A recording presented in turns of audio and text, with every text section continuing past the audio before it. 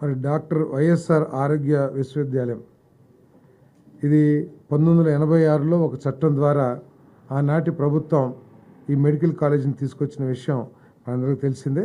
98లో అప్పుడు చట్టాన్ని సవరణ చేసి ఎన్టీఆర్ యూనివర్సిటీగా పెట్టడం, తర్వాత ఆయన ఈ మెడికల్ అవసరాలన్నింటినీ కూడా ఒకే ఇన్స్టిట్యూట్లోకి తీసుకొచ్చి ఒక యూనివర్సిటీగా స్థాపించిన ఎన్టీ రామారావు గారి పేరు పెట్టాలని ఆ రోజు నిర్ణయం తీసుకుంటూ జరిగింది. తర్వాత 2006లో doctor NTR university of health సైన్సెస్గా ఆ రోజు వైఎస్ రాజశేఖర రెడ్డి గారు కూడా నిర్ణయం తీసుకుంటూ జరిగింది. కానీ దురదృష్టం, గత ప్రభుత్వం ఒక చట్టాన్ని తీసుకొచ్చి మరి ఆ పేరుని తీసేయటం జరిగింది. తీసేసి వైఎస్ఆర్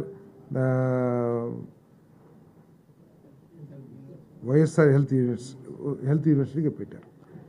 దీనికి సంబంధించి దాంట్లో పాస్ అయిన డాక్టర్లు కొన్ని సమస్యలు ఎదుర్కొంటున్న విషయాన్ని మన గద్దె రామ్మోహన్ గారు, అదేవిధంగా అచ్చెన్నాయుడు గారు, ఇంకా కొంతమంది ప్రజాప్రతినిధులు ప్రభుత్వ దృష్టికి తీసుకొచ్చిన ధర్మంలో. ఎందుకంటే సర్టిఫికేట్స్ ఇచ్చేటప్పుడు కొంతమందికి ఏమో ఎన్టీఆర్ హెల్త్ యూనివర్సిటీ అని, కొంతమందికి ఏమో వైఎస్ఆర్ యూనివర్సిటీ అని చెప్పేసి, తర్వాత కొన్ని సంవత్సరాలేమో ఎన్టీఆర్ యూనివర్సిటీలో చదివి ఫైనల్ డిగ్రీ అంటే కొన్ని సంవత్సరాల మార్కులేమో ఎన్టీఆర్ యూనివర్సిటీ మార్కులు ఇస్తుంటాయి, ఫైనల్ పాస్ అవుట్ ఏమో వైఎస్ఆర్ యూనివర్సిటీ.